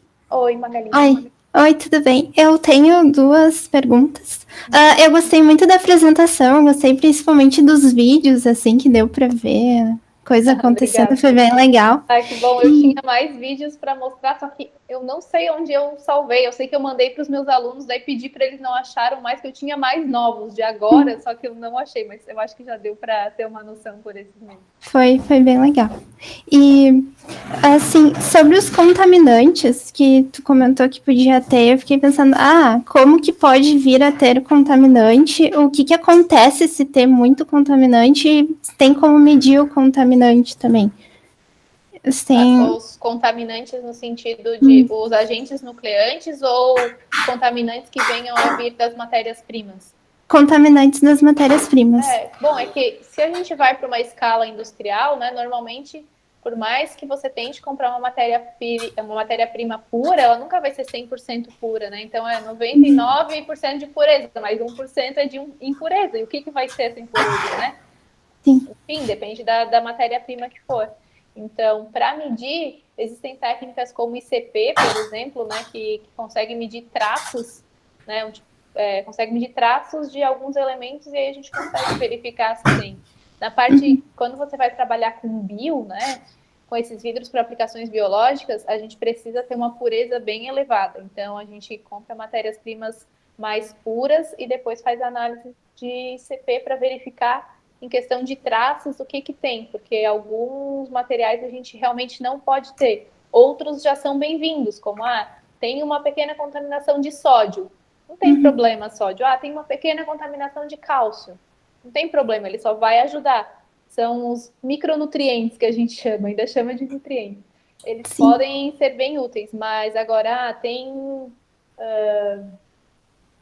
deixa eu pensar alguma que não pode de jeito nenhum. Tem alumínio metálico. Não pode, não deveria ter. Né? Enfim, cádmio, coisas mais tóxicas, né? Então, daí a gente não poderia usar aquela matéria-prima. E até se eu usar, quando chegar num teste celular, né, um pouco mais avançado, as células morrem. Né? Então, o teu material vai ser tóxico de qualquer forma. Então, para chegar numa etapa de desenvolver um biovitrocerâmico, um biovidro, primeiro tem que passar pelos testes em célula, para depois passar por testes em vivo, né? Então, demora um tempinho e até lá a gente consegue detectar todos esses contaminantes que possam vir a ter. Tá, ok. A minha outra dúvida, eu não sei o quão relevante ela é, porque foi uma experiência minha que eu tive, que eu estava procurando panelas de vidro para comprar. E daí eu tive muita dificuldade para achar, eu só achei panelas Vision, acho que é Vision o nome. E daí eu comprei uma frigideira e tal, mas não tinha para vender em nenhum lugar ela nova, eu tive que comprar usada. E eu nem sabia que ela podia ser de vitrocerâmica, eu só achei que era uma panela de vidro e tal. Elas pararam de ser fabricadas no Brasil? Poxa, agora eu não sei a resposta. Talvez, Estevam, tu saiba alguma coisa. Eu pesquisei. Fabricadas no Brasil, porque é aquela que eu mostrei, né? Ela é um pouquinho amarelinha, assim, né? a cor Sim. dela. Eu não sei se ela está sendo fabricada. Na verdade, há um tempo atrás, me pediram essas panelas de vidro, como eu trabalho na indústria de vidro, né? Porque o pessoal queria. Eu confesso que eu nem sabia que existia panela de vidro. Eu vi isso porque o pessoal me pediu, eu até achei que era uma bobagem. E aí eu fui atrás e pesquisei um pouco sobre. E eu não achei ninguém para vender essas panelas de vidro. Me parece que quem tinha uma panela de vidro assim, que tinha uma. Eu até agora que eu vi a panela, eu estava tentando me recordar quem tinha essa panela. Porque alguém tinha me pedido que tinha um jogo de panela de vidro e parece que há muito tempo, muito antiga. Eu não sei se isso era uma importação, alguém importou, sei lá, que veio para aqui. Eu acho até que no Brasil nunca teve fábrica de panela de vidro, porque a gente não tem o domínio muito da tecnologia para fazer isso em escala. Tanto que os fogões cooktops que apareceu ali, o vidro não é produzido no Brasil e acho que nem tem fazendo no Brasil, porque isso tem muito fora do Brasil, né? É alemão, né? O vidro. Eu não tenho certeza, mas no Brasil... Eu não sei. Eu sei que a gente precisou, por exemplo, para lareiras, né, pela questão do coeficiente de dilatação, lareiras, aqui no sul tem bastante, né, aqui na Serra, enfim, todo o Rio Grande do Sul tem bastante lareira, o pessoal quer botar vidro, né, e aí coloca o vidro e o vidro aquece, deu o gradiente limite e ele quebra. E a gente tentou ir atrás do monolito da chapa, né, da chapa de vidro plano de cerâmicos, e também só importado, não valia a pena trazer a chapa, porque realmente ela é muito cara para nós, e além disso, os custos de importações, né? Para trazer um vidro de fora grande assim é muito complicado. Mas, resumindo a resposta, eu acho que não é feito no Brasil isso, e ao menos nunca vi isso aqui no Brasil. Eu acho que aqui no Brasil teve uma moda de panela de vidro lá pelos final dos anos 80, começo dos anos 90, tinha em revista, tinha quem comercializava, mas eu acho que não era feito aqui, mas tinha uma moda, assim. Eu me lembro que todo mundo queria uma panela para ver o arroz cozinhar, o feijão cozinhar, ver as bolinhas, sei lá, era uma moda, mas isso muitos anos atrás, teve esse boom. Mas eu não sei, talvez, o que aconteceu exatamente, que isso passou e as pessoas continuaram. Eu não sei se era um problema na hora de cozinhar mesmo, ou se quebrava. Eu sei que teve esse boom por algum tempo e simplesmente foi desaparecendo e não pegou essa tal dessa panela de vidro, assim, não é uma coisa que ficou. Mas não conheço, assim, exatamente no Brasil alguém que fabricava naquela época, assim. Acho que era importado mesmo. Obrigada, então. Okay. Foi isso. Teve uma moda também do pessoal que eu não queria mais comer coisas que a panela de alumínio, sabe? Tipo, ok, né? Mas foi por isso também que começaram a procurar bastante essas panelas de vidro, mas eu realmente não sei mais como é que tá essa questão da produção. Até estava tentando ver se eu achava alguma coisa aqui, mas não... Tem as tampas, né? As tampas, sim, hoje, né? Hoje até a empresa que eu trabalho, numa unidade, começou-se a produzir há alguns meses, porque essas tampas, ela vinha todas as tampas produzidas no mundo vinham da China e da Índia. E aí, como tem a Tramontina aqui perto, né, então teve essa questão toda da pandemia, desabastecimento, né, e então o pessoal começou a procurar para desenvolver alguém para fabricar aqui. Só que a tampa, ela é uma coisa até curiosa, eu até me surpreendi, porque ela é só um vidro plano, um vidro float, um vidro simples, mesmo que tem na janela, e ele é conformado, né, depois de pronto ele é cortado, usinado, conforma ele para deixar aquela formato da tampa, né, arredondado ali, e é colocado um anel de aço inox, né, para fazer a coisa, e essa é uma coisa que é um mercado que está muito alto aqui, ao menos no Brasil como um todo, porque, para vocês terem uma ideia, são escalas fora da normalidade, eles consomem por mês 2 milhões e 500 mil tampas, né? A pergunta que me mandei é que vai ter tanta tampa, né? Que tanta panela o pessoal usa, né?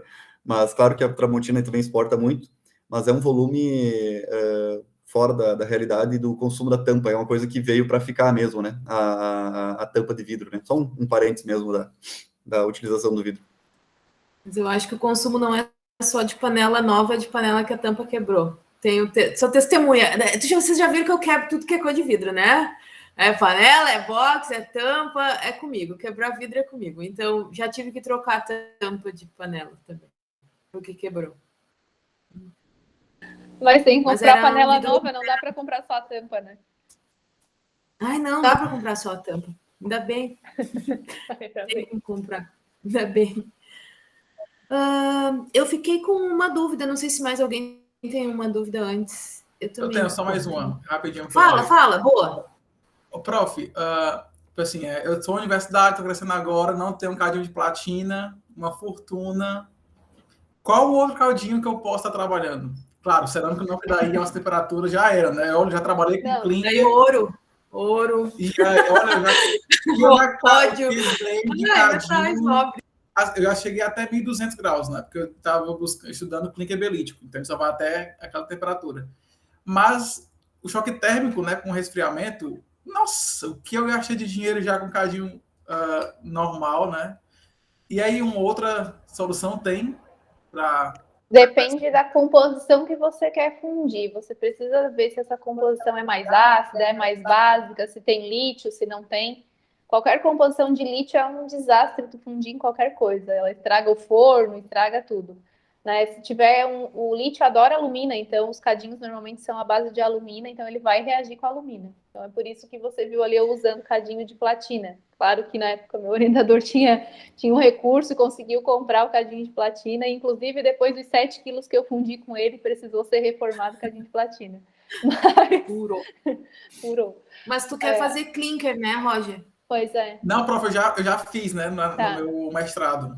E agora? E aí, uma vez eu estava conversando com um consultor da indústria de cimento, e ele falou que para eu tentar ver um cadinho de óxido de magnésio. Que daí eu não sei. Eu ia te dizer que tu podia pegar um tijolo desses refratários, que pode ser até revestido com grafite, que tem, usinar um cadinho, usinar um buraco. Igual se faz na serra, sabe? E aí tu tem um cadinho do tamanho que tu quiser, de um bloco de... É tipo um tijolo, e ele tem a grafite em volta, não vai grudar o teu material por causa do grafite. E ele é feito para fundir ferro 1.500, 1.600. Aí, se o teu material não interagir com ele, tranquilo. Se não, tem alguns que é uma mistura de sílica alumina, porque a alumina pura tem bastante choque térmico, então sempre vai trincar. Mas quando a gente trabalha com cadinho cerâmico, é basicamente um cadinho por fusão. Tá? Então, cada fusão, você vai perder um cadinho. O meu material que eu trabalho é calcário, argila e algum outro resíduo que tem a mesma composição de calcário e argila, né? Porque daí eu vou modificando ali as matérias-primas, sabe?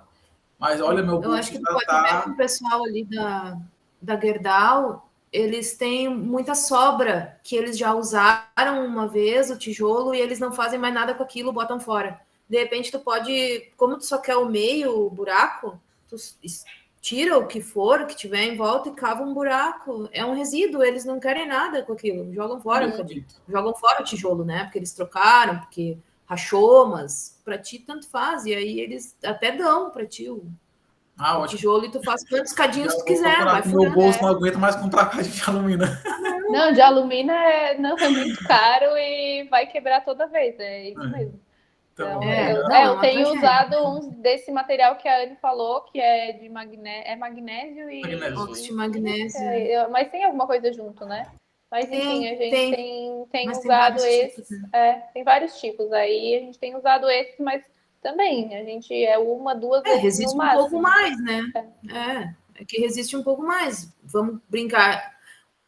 Combinar que usar vidro é uma condição muito forte para o material, né? Para o material que vai sofrer aquilo ali, né?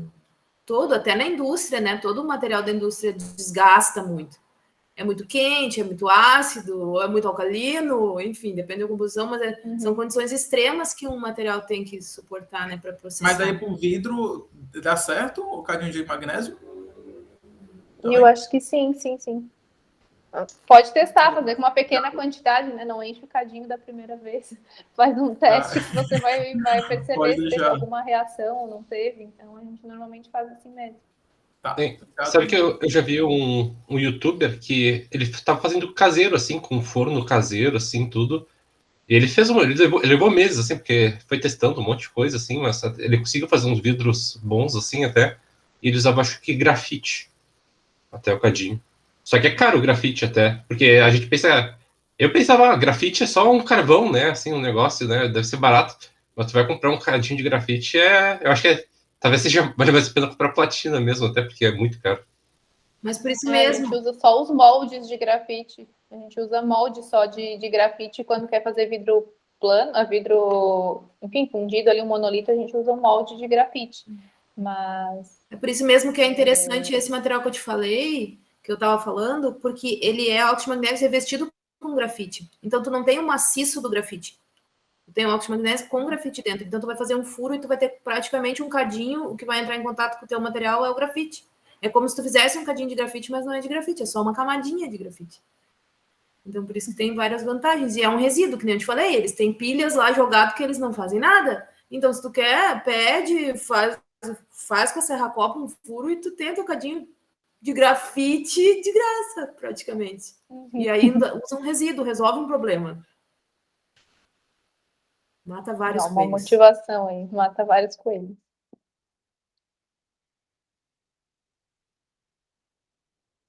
E aí, mais perguntas? Curiosidades em geral? Eu tinha uma pergunta, então, já que tá todo mundo quietinho aqui.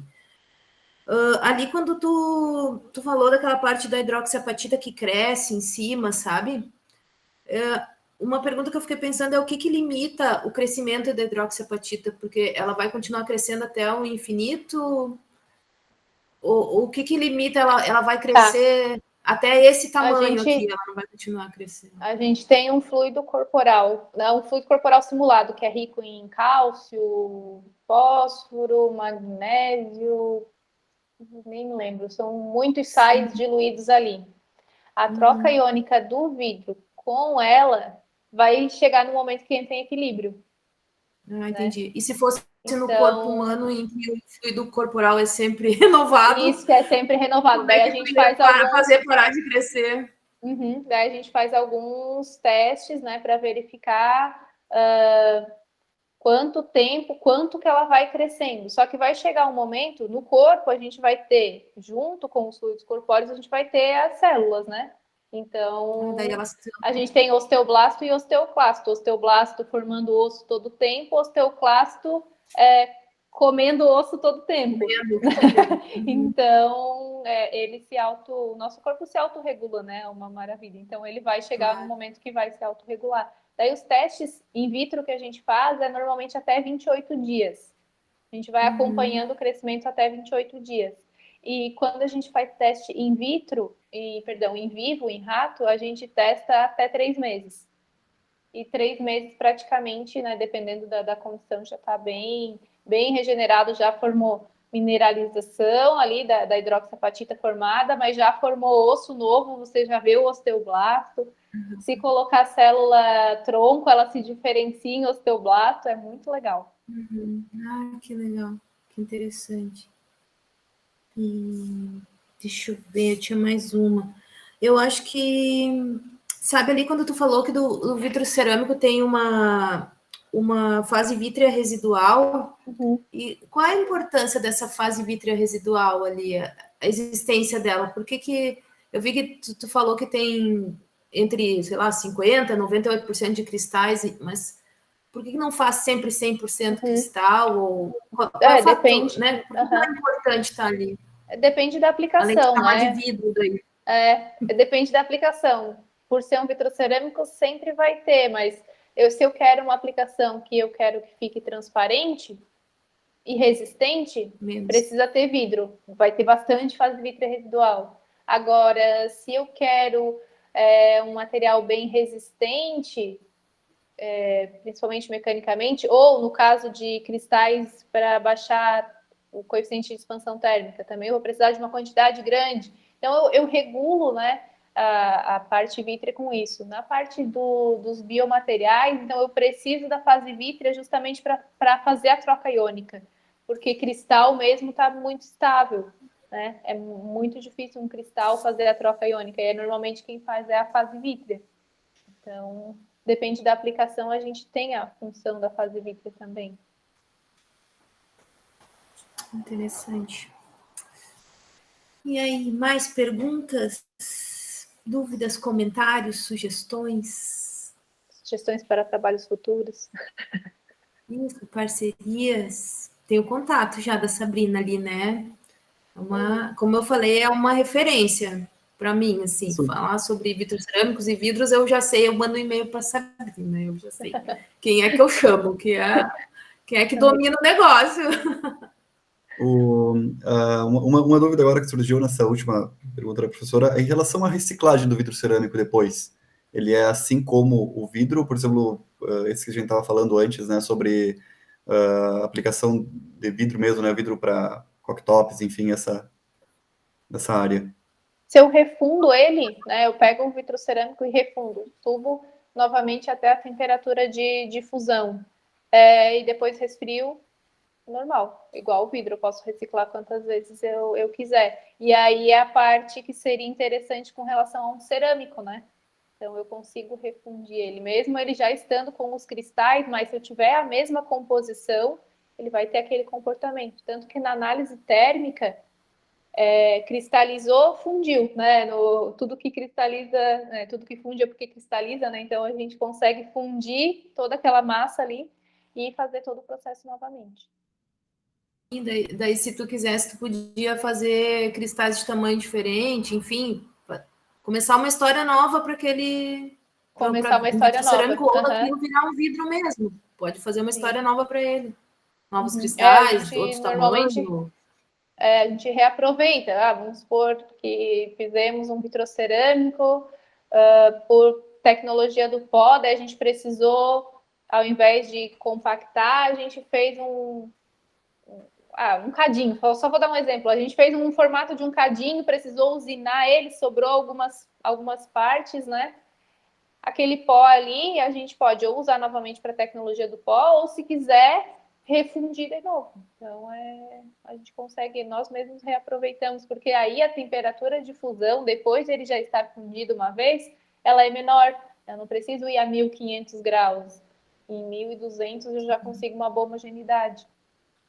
Tu sabe se na indústria do vidro, assim, na hora que eles coletam vidro para usar como caco, eles fazem alguma seleção, assim, sobre, isso aqui é vitrocerâmico, vai nesse montinho aqui, ou... Não, de curiosidade, porque eu não sei se eu sei que separam por cor, né? Tudo bem. Mas será que, porque é vitrocerâmico, eles vão tratar de algum outro jeito? Acho que não, até porque quem faz essa separação... Não sei se sabe como é que diferencia um vidro de um vitrocerâmico. Não sei se quem fez a separação jogou no resíduo de vidro, pode ter jogado no resíduo de material de construção, tudo porque junto, achou, né, que era um cerâmico. Enfim, eu não sei. Não estamos, acho, desenvolvidos a esse ponto. Só vou entrar porque aqui sobra bastante sucata, né? E volta e meia a gente faz campanhas para recolher vidro da comunidade, né? Que para dar o destino certo. E por isso que eu fiz a pergunta sobre a reciclagem, porque é um fornecedor de serviço que ele coleta o vidro da indústria, né? Eu fui lá visitar para ver como funcionava e eu perguntei para ele para quem ele fornecia a sucata, o caco que ele processa, né? Porque ele moe, enfim, a um tamanho específico e é feito em garrafas, tanto que ele não separa nem a cor. E garrafas e garrafões... principalmente os garrafões, né? O garrafão de vinho, o garrafão, né? Ele tem muita falha, né? Justamente pela essa matéria-prima que muitas vezes não né? É muito usado em sucata, mas não é separado. O único tratamento que é feito lá é com ímãs para tirar qualquer metal que tenha dentro, para não ir para dentro da matéria-prima, né? Mas o resto o que for cair lá, que é vidro, é feito junto. E tem um tratamento para tirar do vidro laminado, tirar o PVB, né, ou EVA, tirar a lâmina de acrílico que tem dentro, né, no mais ele é misturado tudo. A reciclagem que é feita do vidro, vai tudo junto.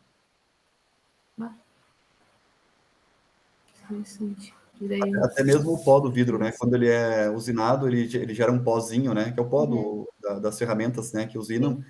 até esse pó vai junto para lá, né? É isso, ele aproveita Tudo junto. vai, só o ímã tira o magnético e o resto... É isso aí. Eles chegam agora é uma curiosidade minha também, eles chegam a lavar alguma coisa, tirar a parte de papel, esse papel assim do rótulo. Rótulo, Sim. isso, obrigada. Na Eles tiram usina, ou vai tudo isso? não, na usina é feita uma lavagem mais aprofundada, junto porque não é só o vidro, né? Vai também a sílica, né? Vai os componentes e o vidro vai para melhorar o ponto de fusão. Mas é feito sim um processamento antes de entrar, né? É uma lavagem, é feita. Entendi. Muito bem. Alguém mais Eu tem acho que é perguntas? Não, também. Eu lancei várias ideias, assim. Eu achei bem bacana aquela parte da hipertermia magnética ali. E aí, assim, a ideia é nessa injeção, ele vai ficar localizado e não vai se espalhar no corpo? Como é que controla a difusão daquele material naquele lugar? Sei lá, será que ele não vai sair andando por dentro do corpo?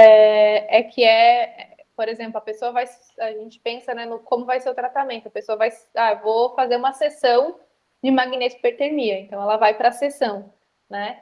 Aí ela chega lá, ela vai receber uma injeção no local do tumor, né? Não dentro do tumor, mas no local, na região onde está o tumor, né? E vai ter um ímã ali para garantir que fique depositado ali naquele local, né? Então, vamos supor, a pessoa está com câncer, um tumor no baço, que é um dos que já tem tratamento dessa forma, né? E aí vai um ímã aqui atrás, próximo da região do baço, segura ali até começar o tratamento. Daí é uma bobina, né? É como se fosse um... faz aí o processo, isso, né? Bota o campo magnético ali. O campo magnético, que pode ser como se fosse um equipamento de tomografia, né?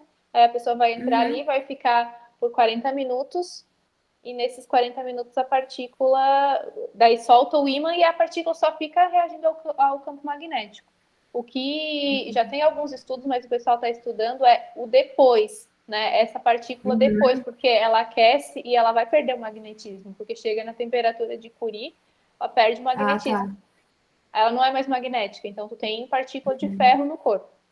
Parte é excretada pela urina e agora está se estudando para ver se toda ela consegue ser excretada pela urina ou se ela está se depositando no corpo, mas ainda está se estudando. E sempre é com ferro?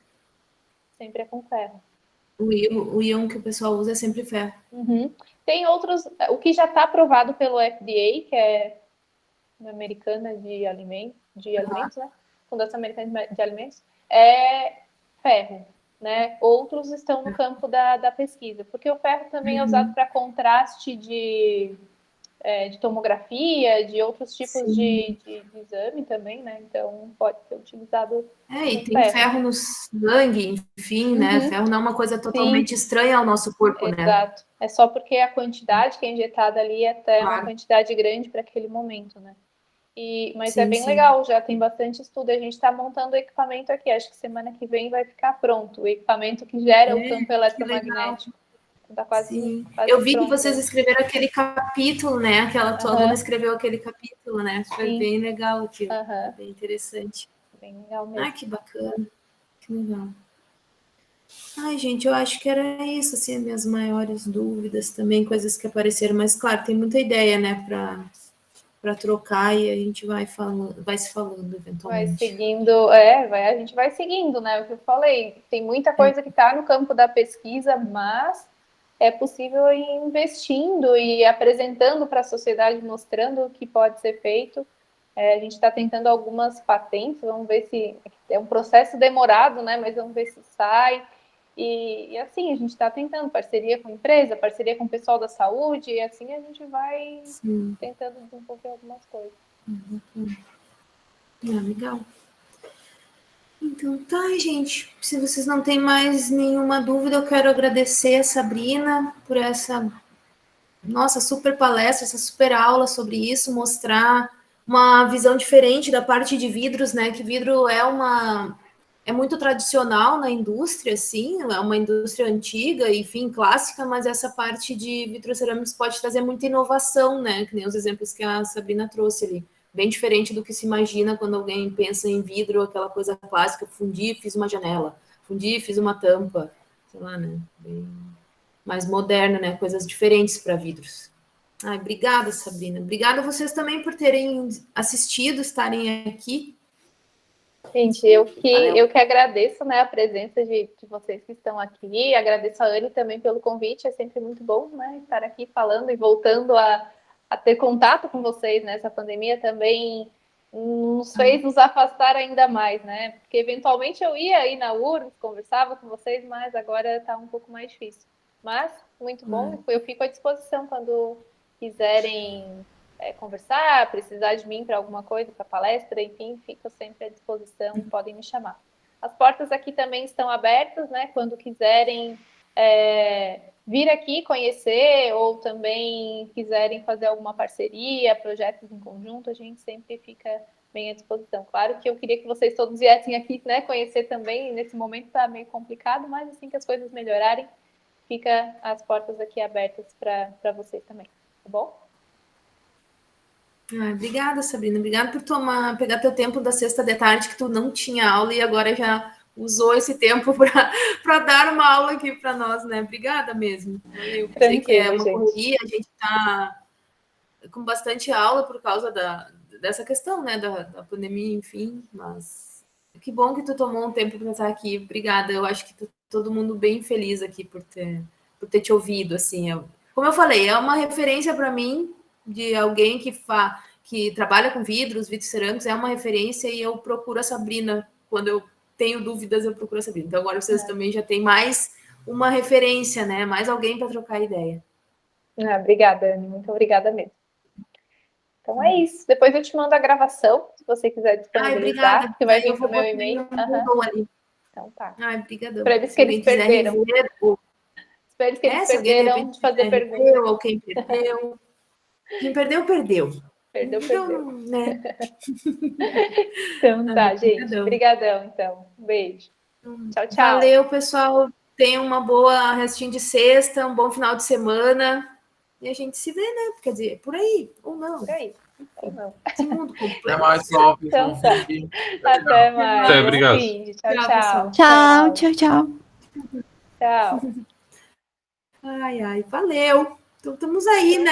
Anne, estamos aí. Que foi bem legal. Ficou ótimo. Nossa, adorei. Muito obrigada mesmo. Que bom que tu tomou um tempinho para me dar essa mão aí. Capaz, a gente sempre dá um jeito. Imagina. Tu sabe que imagina. Eu até estava pensando, já estava fazendo assim um rascunho de um livro mais sobre vidros, assim. Que nem eu te falei, é difícil achar uma coisa em português. E queria ver se tu não queria participar também, de repente escrever alguns capítulos, a gente divide alguma coisa. Eu sei que é uma correria a vida. E a gente não tem um deadline, sabe? Eu não tenho um deadline, sabe? Se amanhã, não mandei para o editor ainda, mas a gente podia... Vou te dizer. Podia, eu ajudo. Eu gosto, porque agora eu fiquei empolgada. Depois que saiu o nosso livro, finalmente, porque a gente procrastinou ele, mas saiu finalmente. Mas foi bem legal, assim, depois que sai, né, a gente fica, que legal, meu livro. Claro. Mas eu acho que sim, fico bem feliz. Até outubro, na verdade, início de novembro, eu vou estar bem ocupada porque me deram a coordenação da Semana da Ciência e Tecnologia. Daí, eu não sou a pessoa que gosta de gestão, mas a gente é obrigada a fazer gestão, né? Então, daí eu vou ter que ajudar um pouco mais nisso, daí tá me ocupando bastante tempo, mas depois, tipo, sei lá, para ano que... Não sei se tu quer fazer para esse ano ainda, ou seria para ano que vem. Não, bem tranquilo, ano que vem. Como eu te disse, eu não tenho um deadline, a ideia é a gente, de repente, senta um dia junto, divide o que a gente podia abordar, cada um escreve um pouco de algum tema, e, assim, a ideia que eu tinha era fazer alguma coisa como uma referência em português, sabe? De vidros, assim, para alguém, como aquele livro do El Vidro, que fala um monte de coisa, mas alguma coisa em português mais moderno, né? Trazer porque aquele livro foi escrito há muitos anos e a gente pode... Muito, é muito antigo. Uhum. Aplicações de vidros cerâmicos modernos, falar uma coisa mais inovadora, né? Sim, sim. Nossa, precisa mesmo, Mais porque atual, não tem. sabe? E não tem nem assim para te dizer, um review novo sobre vidros. Tem os que o Edgar Zanotto escreve, né? Sim. Que é uma referência, mas. Claro. Mas sei lá, eu acho que falta, é bem como tu falou, falta uma literatura em português a respeito disso. Né? Ele já está se aposentando, assim, ele não vai mais escrever uma coisa assim, né? Não, né? Tá em outro momento, né? Uhum. Mas eu acho que é um dos motivos porque é tão difícil popularizar esse assunto, né? Uhum. Nem todos sabem inglês, e aí tu vai ter que, ou espanhol, e aí é uma literatura muito distante. E é difícil mesmo, até quando tu vai googlar, olhar alguma coisa sobre a ciência do vidro, é bem esporádico, organizado num texto corrido, né? Sim. Tem alguma coisa. Eu pensei em te convidar para a gente fazer essa. Eu gostei, sim. Essa missão aí. A gente consegue. Como tu disse, não tem um deadline, a gente combina meio que os capítulos e vai indo. O negócio é começar também. E sim, podemos começar para ano que vem. E começar a estruturar. Não, mas começar a colocar as estruturas, assim, o que vai ser, quais vão ser os capítulos, o que a gente vai trazer. Isso. E aí a gente divide e deixa cada uma com o seu, e a gente vai meio que começando a colocar coisas ali, e daí daqui a pouco quando vê tá pronto, né? Eu acho que ia ser uma boa. Não sei se a gente vai ficar rica com isso. Rica. É porque quando tu fala, eu escrevi um capítulo, eu escrevi um livro, alguma coisa assim, a pessoa acha que tá rica. É tipo, autora do Harry Potter e tá rica agora. Nossa, claro, é igual. Tu já escreveu esses livros aí muito mais do que eu, né? Da Springer, e daí o pessoal, vou ver para comprar, mas tipo, tá muito caro, né? Aqui no Brasil. Daí eles acham, a Sabrina tá rica, porque olha o preço que é o livro dela. Tá tipo, eu acho. Um livro custa tudo aquilo. Não é bem assim, né? Daí tem que fazer uma coleção imensa de livros para poder ganhar alguma coisa e para ficar rica, então, nossa, daí um livro por mês, praticamente, na vida. Vou conseguir. Mas então tá, eu vou. Vamos conversando. De repente organiza algum esqueleto, assim, e a gente vai se falando. Isso, ver o que tu já pensou. Se quiser, a gente marca uma reunião outro dia e vai fazendo juntas, assim. Eu posso ir pensando alguma coisa durante a semana e a gente faz uma reunião semana que vem, assim, o que tu pensou, assim, para a estrutura, né? Quando tu puder, bem tranquilo. Deixa eu ver, semana que vem... eu não tô com a minha agenda aqui, semana que vem tem uns negócios, mas... Na sexta tá... Me fala uns dias porque aí. Na sexta é um bom dia, porque, na verdade, eu dou aula de manhã de manhã e de noite. Mas a de noite só vai começar daqui a... vai começar daqui a 5 sextas a aula de noite. Então tá bom. Então daí eu não vou pro laboratório nesse dia. Sexta que vem eu não posso, mas no dia 27... Sexta que vem a gente já vai ter uma reunião do grupo do laboratório, mas dia 27, na outra sexta, daqui a 15 dias é muito longe. Boa. Não, é bom porque na outra semana também, dia 20, eu também tenho uma reunião ali. Tá, eu vou marcar aqui daí, só para deixar já agendado as duas da tarde. E aí eu faço algum esqueleto e a gente, enfim, começa a plantar essa sementinha aí. Isso. Eu vou agendar, porque se a gente não agendar, daí a gente vai deixando. Eu também estou anotando aqui, a minha agenda não está aqui, mas eu... Não, eu te mando, peraí. Vai ir para o teu e-mail. E como é que tá? E agora sobre outros assuntos, como está o alecrim? Peraí, só um pouquinho. Eu deixei gravando ainda, deixa eu parar. Não, depois a gente corta, né?